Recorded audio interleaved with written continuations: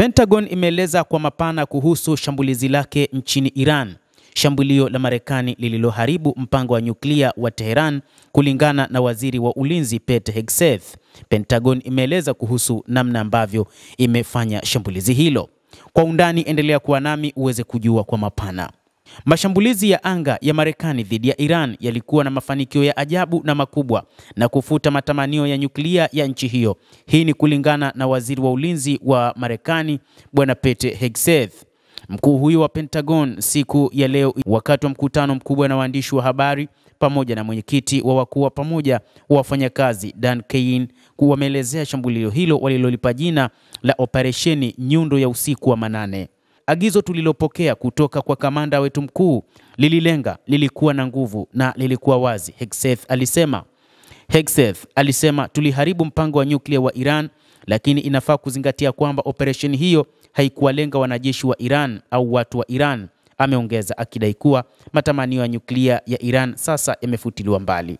Operesheni hiyo ilihusisha zaidi ya ndege 125 zikiwemo ndege 7 za kimkakati za B-2 Spirit pamoja na ndege za aina mbalimbali za upelelezi, meli za kujaza mafuta na ndege za kivita, kulingana na Kein. Usiku wa manane Ijumaa hadi Jumamosi asubuhi, kifurushi kikubwa cha makombora yaliyobebwa katika ndege ya B-2 kilijumuisha walipuaji waliorushwa kutoka bara la Marekani kama sehemu ya mpango wa kudumisha mshangao wa busara. Sehemu ya kifurushi kilienda magharibi na katika Pacific kama udanganyifu, Kein alisema.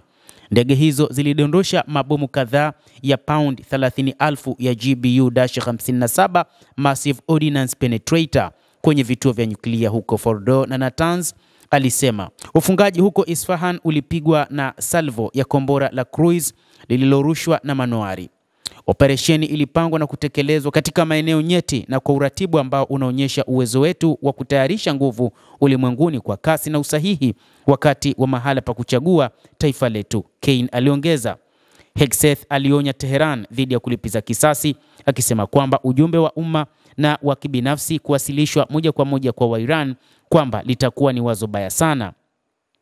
Marekani itajibu kwa nguvu sana shambulizi lolote la Iran dhidi ya maslahi ya Marekani au washirika katika eneo hilo.